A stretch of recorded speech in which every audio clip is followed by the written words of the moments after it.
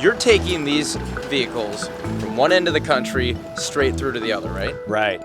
All right, so we are in Wheaton, Illinois right now at the county fairgrounds, which have been taken over by a military convoy. We're retracing the steps that the Army did in 1919, and they did their very first transcontinental motor vehicle convoy.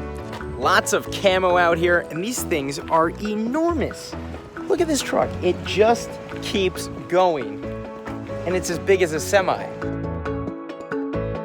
We're honoring all of our past veterans, current veterans. The reception that we get from the public is incredible. It restores your faith and patriotism. So many people, they go to a museum, they see a military vehicle beautifully restored, and they can take pictures of it. They can't touch it, they can't feel it. We're out here to give that experience to the general public. Get that smell of rubber and fuel and exhaust. It's really cool. It's like a maze in here you gotta walk through. This 1942 Jeep was just in Normandy for the 75th anniversary of D-Day. You're taking these vehicles from one end of the country straight through to the other, right? Right. And what we're doing is we're retracing the steps that the Army did in 1919. And they did their very first transcontinental motor vehicle convoy.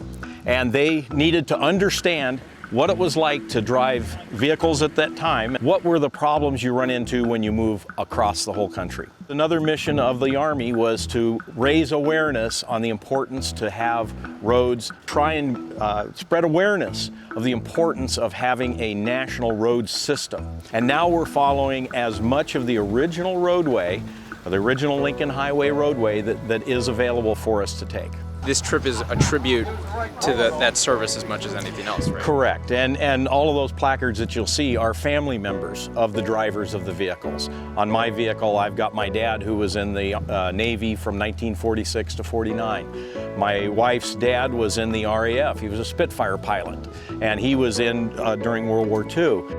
I used to drive the captain of an outfit to different locations. I was in my 20s then, and a vehicle like this, it was a lot of fun to drive. The roads were not anything like over here. They was rough, you gotta watch it. And that's the Jeep you drove, huh? yeah.